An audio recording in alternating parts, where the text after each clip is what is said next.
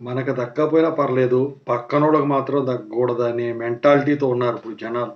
ఏంటంటే, ఇప్పుడు ఈ గ్రూప్ 2 రిజల్ట్స్ ఏదైతే ఉందో ఏపీపీఎస్సీది. సో, రోస్టర్ విధానంలో తప్పులున్నాయని జెప్పేసి మొదటి నుంచి మాట్లాడుకుంటూనే ఉన్నాము.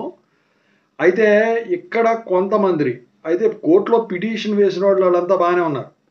ఇక ఇందుట్లో ఈ క్వాలిఫై కాని వాళ్ళు కొంతమంది ఇక ఏంటంటే ఇప్పుడు క్వాలిఫై అయినోళ్ళకి జాబులు రాకుండా ఇది క్యాన్సిల్ అయిపోతే బాగుండని జెప్పేసి అనుకునే విధంగా ఉన్నారనమాట. వాళ్ళ మాటలు చేష్టలా ఉన్నాయి. అంటే ఇప్పుడు పాజిటివ్‌గా మాట్లాడితే వాళ్ళకి నచ్చట్లేదు. ఎందుకంటే వాళ్ళు క్వాలిఫై కాలేదు గాబట్టి. ఇప్పుడు క్వాలిఫై అయినోళ్ళు అన్నా ఒక అర్థం ఉంటుంది. ఎందుకంటే ఓహో! రోస్టర్‌లో తప్పులున్నాయి గాబట్టి మనకి నీతిగా రాలేదని జెప్పేసి. సో, ఇప్పుడు అలా ఎవరో గూడా ఉండరు. అయితే ఇక్కడేంటంటే వీళ్ళు ఏంటంటే ఈడు క్వాలిఫై కాలేదు గాబట్టి ఇక్కడ కామెంట్లు పెట్టేవాళ్ళు ఏంటంటే, అది కొనుక్కున్నారు. మీరు కొనుక్కొని తెచ్చుకున్నారు. అదంతా గూడా.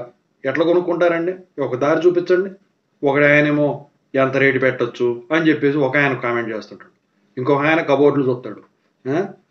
సో, ఇక్కడేంటంటే ఈ గ్రూప్ 2 ఎగ్జామ్స్ క్యాన్సిల్ జేస్తారు.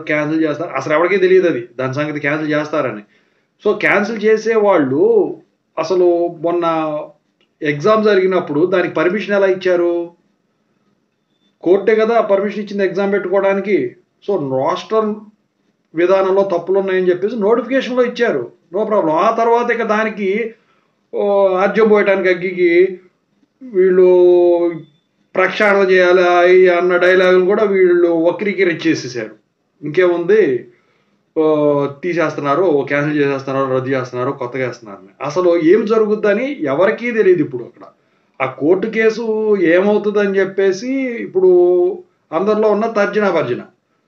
సో, తెలిసిన అప్డేట్ మాత్రమే ఇక్కడ ఇస్తున్నాం. అయితే ఇక ఏంటంటే వీళ్ళు తట్టుకోలేక ఏంటంటే ఇప్పుడు మానవ సహజం అది. మనం క్వాలిఫై కాలేదు. వాళ్ళకెందుకు ఇవ్వాలి జాబులు? క్వాలిఫై కాలేదు గాబట్టి ఈసారి క్వాలిఫై అవ్వచ్చు. మళ్ళీ ఎగ్జామ్ పెడితే అని జెప్పేసి ఇక అదే పనికి పెడుతున్నారు. మరి ఇక ఆ నోటిఫికేషన్ వాళ్ళు పెడుతున్నారో, లేకపోతే తెలిసిన వాళ్ళు పెడుతున్నారో, లేకపోతే వేరే వాళ్ళు పెడుతున్నారో నాకు తెలీదు గాని ఛానెల్స్ వాళ్ళు. మొత్తానికైతే వీళ్ళ పిచ్చి పీక్ స్టేజ్‌కెళ్ళిపోయిందనమాట. సో, అలా ఉంది. సో, ఇట్లాంటి వాళ్ళు ఏంటంటే దూరంగా పోయి పడటం తప్ప చేసేదేం లేదు. దూరంగా పెట్టేయడమే అలాంటి వాళ్ళని. సో, మొత్తానికేంటంటే ఇది క్యాన్సిల్ అవుద్దని జెప్పేసి వీళ్ళకి వీళ్ళే డిసైడ్ అయిపోయారు. కోర్ట్‌లో కేసేసిన ప్రతిదీ కూడా క్యాన్సిల్ అవ్వాలని రూల్ లేదు. ఎక్కడిదో కేస్ తీసుకొచ్చేసి వీళ్ళు ఎగ్జాంపుల్ కింద చూపిస్తున్నారు. అక్కడిదక్కడే, ఇక్కడక్కడిదే. నోటిఫికేషన్ చూడలేదంటే నోటిఫికేషన్ చూస్తారు. కరెక్టే నేను కాదంటలేదు గానీ, మరి ఎగ్జామ్‌కి పర్మిషన్ ఇచ్చారు గదా! నా క్వెషన్ అది. ముందు దీనికి సమాధానం జెప్పి, ఆ తర్వాత ఇక మీకు ఇష్టం వచ్చింది కింద పెట్టొచ్చు. No problem. ఓకేనా? సో, అసలు ఎగ్జామ్ మరి పర్మిషన్ ఇచ్చారు గదా! వాళ్ళు వాదనలు ఏకీభవించేవట్టే గదా! ఇంక ఇంకోటేంటంటే డీఎస్సీకొచ్చేసరికి మరి గ్రీవియన్స్ ఇస్తామంటే ఓకే చేసేసారు గదా! అది ఆగిందా? ఆగలేదు గదా! ఇక పెట్టేవాళ్ళు 100 పెడతారు. వాళ్ళు ఇది జేశారు, వాళ్ళు అది జేశారు. ఇప్పుడు రాని వాళ్ళు ఏంటి పాపం ఇప్పుడు ఫ్రస్ట్రేషన్ ఉంటది. ఇప్పుడు అందులో క్వాలిఫై అయినోళ్ళకి ఎక్కువ మార్కులు వచ్చినోళ్ళకి కూడా రాలేదు. అది నిజమే. ఫ్రస్ట్రేషన్ మీద వీళ్ళు కొనుక్కున్నార్రా, వాళ్ళు ఇది జేశార్రా. సో, 100 అంటారు. దానికి సాక్ష్యాలేంటి? ఓకేనా? సరే క్యాన్సిల్ అవుతదంటున్నారు. క్యాన్సిల్ ఇవ్వుద్దని మీరు 100% చెప్పగలరా? 100% చెప్పేటట్టే చెప్పండి. అసలు ఎందుకు క్యాన్సిల్ అవుతది చెప్పారు. ఓకే. రోస్టర్ విధానంలో తప్పులున్నాయన్నారు. మరి క్యాన్సిల్ అయ్యే దగ్గరికి ఎగ్జామ్ కండక్ట్ చేయడం ఎందుకు? ఫీజులు కట్టించేసుకున్నారంటే ఇది పడక ముందు చేసిందంటారు. ఓకే. 2023లో జరిగింది కాబట్టి.